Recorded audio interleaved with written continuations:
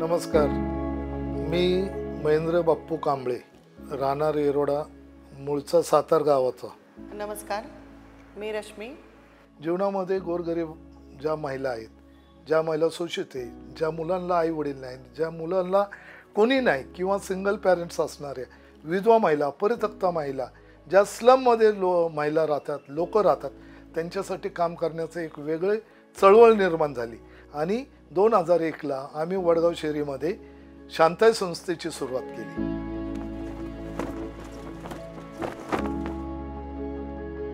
एक छोटासा गाळा घेतला, परंतु ते काम कसं करायचं, खिशामध्ये 5 रुपये नाही, दोघांच्या पण।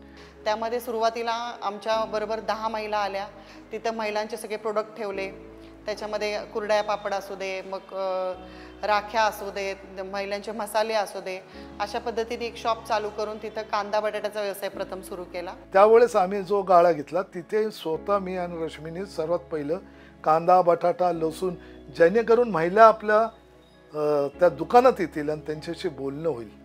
ज्यावेळेस ते खरेदी करायला येत होत्या त्यावेळेस या महिलांशी बोलताना असं जाणवलं की या महिलांचे कायदेविषयक खूप प्रॉब्लेम्स आहेत आणि तिथे सर्वात प्रथम हे जे कायदेविषयक अडचणी जाणवायला लागल्या। 26 नोव्हेंबरला 2001ला कायदेविषयक सल्ला केंद्र सुरू केलं आणि त्यातून मग खऱ्या कामाची सुरुवात झाली।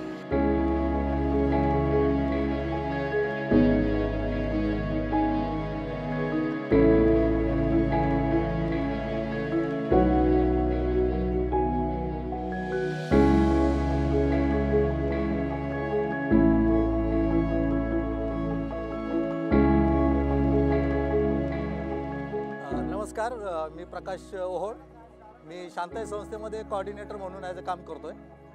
हॅलो, मी शिवाजी हनुमंत गराड बोलतो। रिक्षा ड्रायव्हर आहे मी। रोज जेवण आणतो, सकाळी 3 ठिकाणी देतो जेवण। लहान पोरांना पौष्टिक आहार, मुलांचं खाणं पिणं सगळं त्यांचं घरपोच पण करतो आम्ही सगळे मुलं। आणि प्रकाश सर येऊन वाढते सगळं जेवण। मी आल्यानंतर मग सर्व मुले गोळा होतात, त्यांना एक शिस्तीमध्ये त्यांची प्रार्थना घेतली जाते। त्यानंतर त्यांना स्वच्छ आणि सुंदर पौष्टिक असा आहार त्यांना दिला जातो। त्यांना जे अपंग अंध अपंग आहे त्यांना घरी जाऊन पण आहार दिला जातो।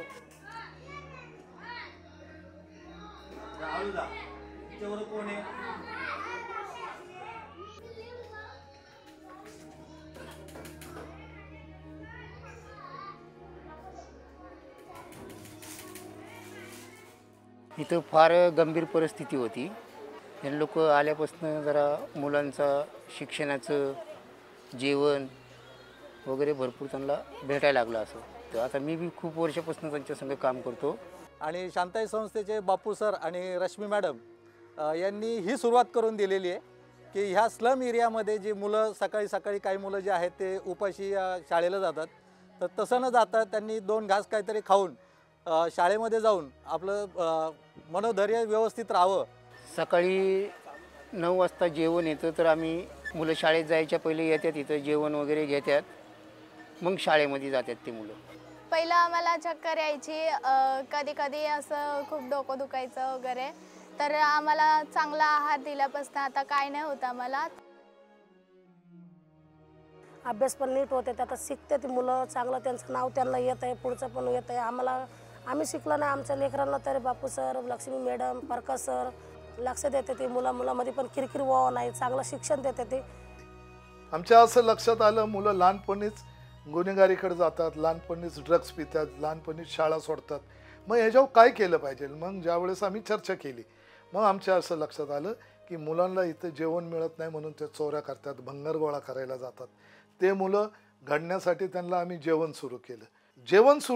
मुलं सामाजिक जे मंदिर आहे, समाज मंदिर आहे, त्याच्यामध्ये गोळा व्हायला लागले की मग त्या मुलांशी संवाद झाला, त्या मुलांशी आमचं नातं निर्माण झालं। मी रोज इथं सकाळी सकाळी येऊन जेवण करून आम्ही शाळेत निघतो।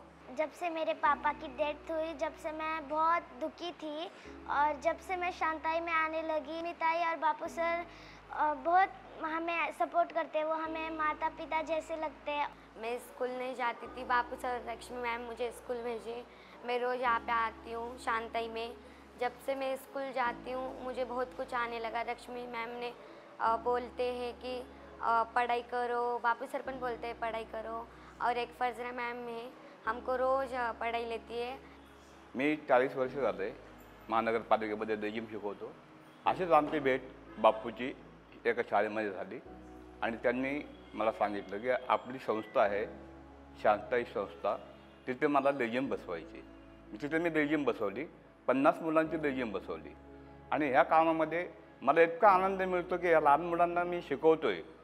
तलवारबाजी, लाटाकाट्या, लेझिम शिकवतो, लोकनृत्य शिकवतो आणि योगासन, सूर्यनमस्कार हे शिकवत असतो। छोटी सी बिल्ली मोटी सी बिल्ली, बिल्ली बैठी कार में जाने को दिल्ली, दिल्ली में चढ़ गई कुतुब मीनार। हॅलो, माझं नाव फरजाना इब्राहिम पटेल। मी गेल्या 30 वर्षे ह्या वस्ती पातळीवर काम करते। सगळ्यांचा तिथं व्यवसाय घरातच हातभट्टीचं काम सुरू करत होते। मुलांचा मानसिक विकास खराब होऊ नये म्हणून मुलांना दाखले काढून मुलांना शाळेत दाखल केले। पण शांताई संस्थामध्ये मुलांना खूप छान वळण लावलेली आहे। मुलं पहिले खूप शाळेत येत नव्हती, मुलांना शाळेचा अजिबात इंटरेस्ट नव्हता। शिक्षणाचा अभावामध्ये आणण्यासाठी मुलांना पोटभर आहार, पौष्टिक आहार देण्यासाठी खूप तळमळीने मुलांचा विचार करतो। असंच नाही, सकाळी सकाळी 100-150 मुलं येतात। रोज सकाळी पावभाजी, मिसळ, मसाले भात, वरण भात, जे काय आहे मुलांना पोटभर जेवण मिळतो। एवढंच नाही, मुलांना पण मिळतो आणि मुलांच्या आयांना पण। महिला मेळावा असतो, महिला मेळाव्यामध्ये महिलांना उत्सुक करण्यासाठी खूप वेगवेगळे काम केले जातात। 90% महिला या मजुरी करायला जातात, ह्या महिला धुणे भांडे करायला जातात, घरकाम करायला जातात आणि दारूचं प्रमाण, व्यसनाचं प्रमाण, मग अंधश्रद्धेवर काम सुरू केलं आम्ही, मग जनजागृती काम सुरू केलं। मग ह्याच्यानंतर असं लक्षात आलं की ह्या महिलांचा जर आपण व्यवसाय बदलला तर त्यांचं एक अस्तित्व निर्माण होईल। नमस्कार, माझं नाव आशा कांबळे। तर गेली 10 ते 15 वर्ष झाले शांताई संस्थेमध्ये मी शिवण क्लास टीचर म्हणून काम करते आणि तर 20 वर्षापासून बऱ्याच मुली आपल्या संस्थेकडे शिकून गेलेल्या आहेत। तर फक्त शिकून नाही गेल्या तर त्यांना संस्थेकडून मशीन वगैरे देण्यात आलेले आहेत आणि त्या मशीनी घेऊन त्या स्वतःच्या घराचा काहीतरी उदरनिर्वाह करतात।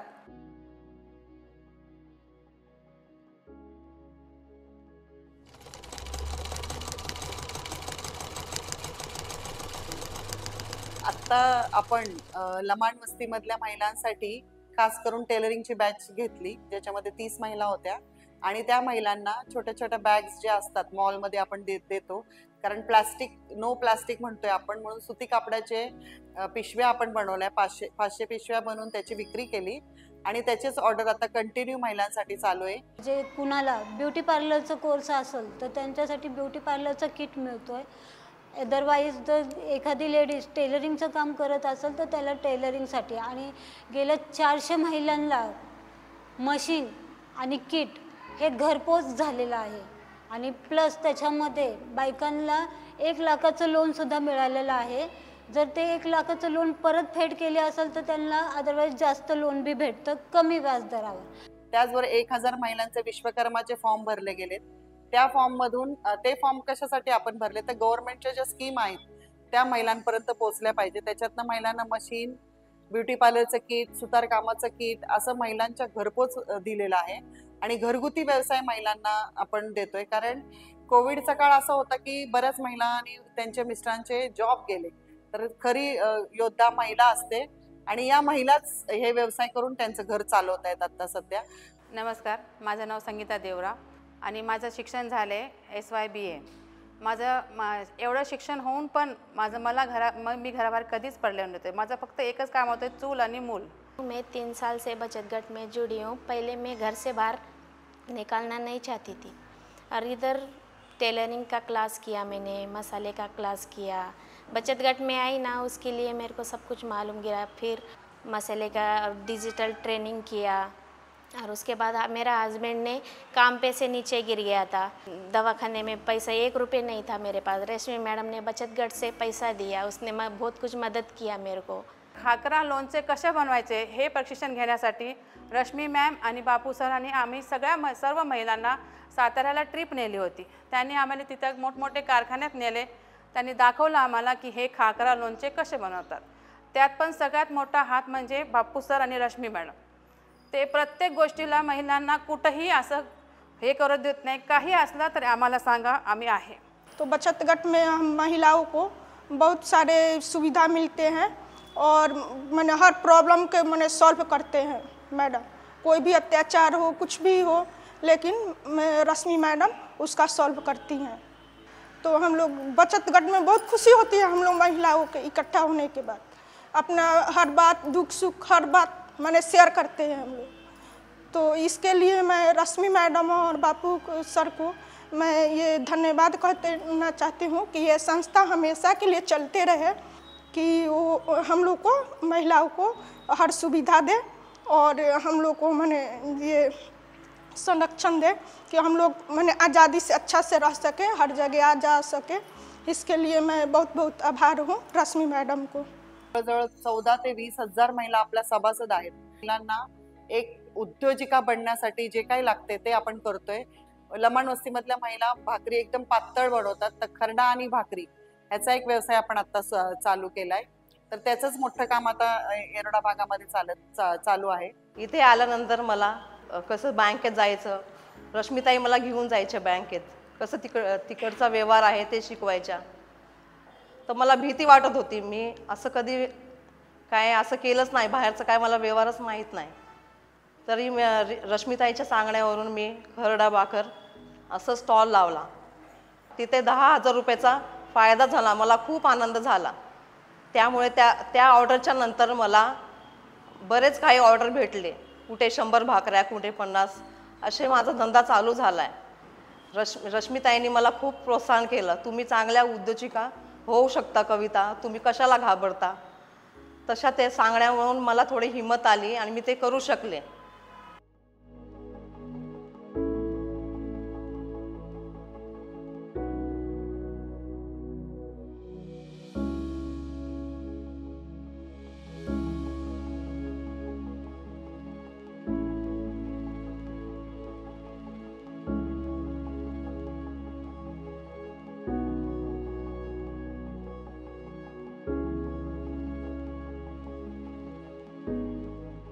माझे मिस्टर गेल्यापासून मी रिकामी होते, माझ्याकडे काम नव्हतं।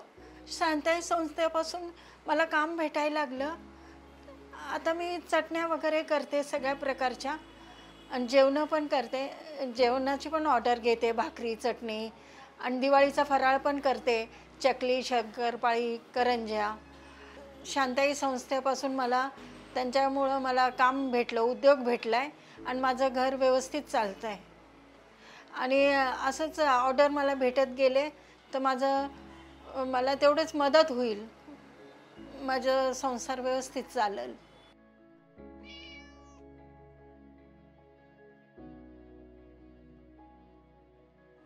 नमस्कार, मी अशोक कांबळे। डस्टबिन कवर विकायला जायचो, चालत जायचो मी, आणि आता याच्यावरच जातो।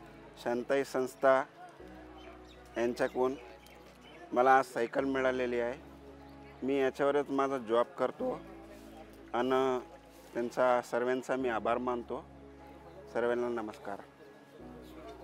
छावा मूवी, ती मूवी बघण्यासाठी मुलांची ओढे हे झाली होती, धावपळ झाली होती। खूप दिवसापासून चाललं होतं मूवी बघायचं। सर म्हटले हो पुन्हा मुलांना मूवी दाखवायचा म्हणजे दाखवायचा, आणि कसल्याही परिस्थिती। आणि ज्या वेळेस त्यांना ते दाखवायची वेळ आली त्यावेळेस बापू सरही आजारी होते आणि रश्मी मॅडमचीही तब्येत खराब होती, तरी पण तसल्याही परिस्थितीत ते दोघंही आले आणि मुलांना छावा मूवी दाखवायला घेऊनच गेले। ती एक मुलांची जिद्द अशी पूर्ण केली सरांनी की जसं लहान मुलं आपलेच असल्यासारखं ते बोलले। दिवाळीमध्ये मुलांना मनोरंजन करण्यासाठी हॉटेलमध्ये कसे जायचं त्यांना माहीत नाही आहे, इतके महागडे हॉटेलमध्ये अशक्यच आहे। पण बापू सरांनी 100-150 मुलांना हॉटेल अंगणमध्ये घेऊन जातात आणि तिथं मनसोक्त ते आपल्या मनासारखं कार्य करतात की त्यांना असा अनुभव येतात की आपण पण हॉटेलमध्ये जाऊन खाऊ शकतो. संस्थेला लोकांपर्यंत पोहोचवायचे, तर नुसतं लोकांपर्यंत पोहोचवण्यासाठी तर आम्ही संस्थाच पुरेपूर होत नाही आहे. शांताईचं ऑडिट वगैरे सर्व होतं ATG पण त्यावेळेस एक असा मुलगा आमच्या जीवनामध्ये आला की आकाश आणि त्यांचे मित्र शांताईला आले. आकाशच्या लक्षात असं आलं की तुम्ही खूप काम करताय सर, पण तुमचं हे काम जगासमोर नाही गेलं, तुमचं काम लोकांपर्यंत नाही गेलं. जे पाठबळ हवंय, आर्थिक पाठबळासाठी सातत्याने ते आमच्या बरोबर उभे आहेत. आणि आता आम्ही या सगळ्या ज्या महिला आहेत ज्यांना आम्ही ट्रेनिंग दिले, ज्यांचे व्यावसायिक ट्रेनिंग झाले, त्या सर्व महिलांचे ग्रुप करून त्यांचं आम्ही डिजिटल ट्रेनिंग घेणारच आहोत. या ठिकाणी डेल फाउंडेशनची जी टीम आहे त्यांना घेऊन त्यांना ट्रेनिंग देऊन आणि हा मोठा स्टॉल जो दिवाळीचा आहे ज्याच्यामध्ये आमच्या डोक्यात आहे की जवळजवळ 1000 महिला तरी त्याच्यामध्ये आल्या पाहिजेत. त्यांचे प्रोडक्ट तिथं आले पाहिजे सगळे जे काय येरोड्यातल्या महिला बनवतात, खरडा भाकरी असू दे, त्याचबरोबर पाणीपुरी असू दे. आपल्याला एका प्लॅटफॉर्म म्हणजे डेलचं जे प्लॅटफॉर्म आपण उभं करतोय सगळ्या NGOचं नेटवर्किंगचं, त्या डेलच्या प्लॅटफॉर्मला आपल्याला दिवाळीमध्ये आणायचंय.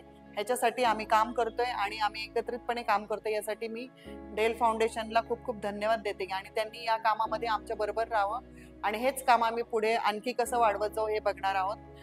नमस्कार, मी आकाश लोखंडे, डेल युनिव्हर्सल फाउंडेशनचा संस्थापक. मी डेल युनिव्हर्सल फाउंडेशनचा डायरेक्टर. आम्ही आणि आमची टीम 3-4 वर्षापूर्वी आम्ही असा प्लॅन करत होतो आमचा की प्लॅटफॉर्म उभा करायचा आणि प्लॅटफॉर्मवर बरेच NGO आम्ही एकत्र आणायचे, म्हणजे ज्यांना मदत हवी, ज्यांना मदत घ्यायची, ते आम्ही एकाच प्लॅटफॉर्मवर आम्ही प्लॅन करत होतो. अशाच एक संकल्पनेतून आम्हाला शांताई संस्था आम्हाला दिसली. शांताई संस्थेमध्ये बापू कांबळे सर, रश्मी मॅडम यांना मी एका वर्षापासून बघतोय. त्यांची जी तळमळ आहे, त्यांची जी स्टोरी आहे, त्यांनी गेल्या 25 वर्ष ह्या संस्थेसाठी, शांताई संस्थेसाठी दिलेले आहेत. आणि काम करत असताना खूप साऱ्या अडचणी त्यांना त्याच्यामध्ये फेस करावं लागल्या, जसं की मुलांचं शिक्षण, महिलांचा रोजगार, त्याचबरोबर त्या महिलांना स्किल डेव्हलपमेंट. जसं की आम्ही सर्व शांताई संस्थेमध्ये गेल्यानंतर आम्ही खरी ती परिस्थिती बघितली आणि बघितल्यानंतर आम्हाला त्या गोष्टी कळाल्या की शांताई संस्था खरंच या लोकांची पूर्णपणे मदत करत आहे. त्यांची जी तळमळ आहे त्याला कुठं ना कुठेतरी ब्रेक लागला होता. रोजगाराला एका दिशेला घेऊन जाण्यासाठी त्यांच्याकडे काही डिजिटल प्लॅटफॉर्म नव्हते, त्यांच्याकडे असे काही मार्केटिंग टर्म्स नव्हत्या. जेव्हापासून डेल युनिव्हर्सल फाउंडेशन शांताईसोबत जुडलं, आम्ही त्यांच्या महिलांसाठी काही प्लॅटफॉर्म आता उपक्रम राबवायचा प्रयत्न करतोय, जेणेकरून आम्ही आमच्या प्लॅटफॉर्मद्वारे ते त्यांचे व्यवसाय फक्त भारतातच नाही तर जगभरामध्ये ते घेऊन जाऊ शकतात. आणि या संस्थेसारख्या भरपूर संस्था आहेत ज्या की चांगल्या पद्धतीने वर्क करतात, काम करतात, बट त्यांना एक कुठं ना कुठेतरी डिजिटल प्रेझेन्स, कुठं ना कुठेतरी प्लॅटफॉर्म प्रेझेन्स, सो हा प्रेझेन्स नसल्यामुळे त्यांना कुठं ना कुठेतरी थांबावं लागतं. शांताईला आम्ही एक प्लॅटफॉर्म देऊन त्यांची मदत करू आणि त्यांना सपोर्ट करू. सो त्यांच्या ज्या स्वप्नांचा जो प्रवास आहे तो न थांबता तो कसा पुढे जाईल हेच आमचा ध्येय राहील. हे काम जर मोठ्या प्रमाणात करायचंय तर तुम्हाला फंड आलाच पाहिजे, तुम्हाला SRA फंड आलाच पाहिजे. आणि ह्या गोष्टी आकाश जरी लहान असला तरी त्यांनी मला मार्गदर्शन केलं, हे खूप महत्त्वाचं आहे. आज डेल फाउंडेशन ह्या सर्व शांताईला आज जगाच्या पाठीवर नेण्याचा प्रयत्न करतो. मी मनापासून त्यांचे धन्यवाद, मनापासून त्यांचे आभार मानतो. ज्यावेळेस पक्षी असतो तो आपल्या मुलांना ज्यावेळेस सांभाळत असतो त्यावेळेस त्याला उंच भरारी घेऊन इतर ठिकाणाहून धान्य जमा करून ते आपल्या पिल्लांना जसं भरवतात, तसंच शांताई संस्थेचं हे जे काम आहे हे बापू सर आणि रश्मी मॅडम ह्या इतर ठिकाणी भरारी घेऊन जे काय मिळतं तो फंड आहे त्या फंडानुसार मुलांचं संगोपन करण्याचा वैयक्तिक प्रयत्न करतात. एक प्रसंग मला सांगण्याचं खूप महत्त्वाचं आहे की जीवन जगायचं कशासाठी असतं ह्याचा अर्थ कळाला. आई म्हणजे काय, जगातील सर्वात श्रेष्ठ कोण असेल तर आई आहे. ती आई मी त्या दिवशी पाहिली. दार उघडल्यानंतर शोभानी 3 मुलं जवळपास 4 दिवस गरम पाणी पाजून त्यांना जगवत होती. त्यावेळेस आम्ही ज्यावेळेस जेवण दिलं तर ती शोभा माझ्या आणि रश्मीच्या पाया पडली. त्याच क्षणाला मला कळालं की माणसापेक्षा, पुरुषापेक्षा जगामध्ये सर्वात श्रेष्ठ कोण असेल ती आई असते. कारण प्रचंड गरिबी पाहिली या घरामध्ये आम्ही, आणि त्या गरिबी पाहत असताना देखील आम्हाला जेवण नव्हतं मिळत, तरी आई आहे ना स्लम एरियातल्या मुलांना आणून जेवण देत होती. मग हे आम्ही उपाशी असायचो. आम्ही आईला म्हणायचो भूक लागली, तेव्हा तिचं एक वाक्य खूप चांगलं होतं. ती म्हणत होती की प्रत्येक दिवस हे तसेच राहत नाही, पण हे दिवस बदलण्यासाठी शिक्षण घेतलं पाहिजे, आणि शिक्षणाने संपूर्ण जीवन बदलतं, माणसाची प्रगती होती.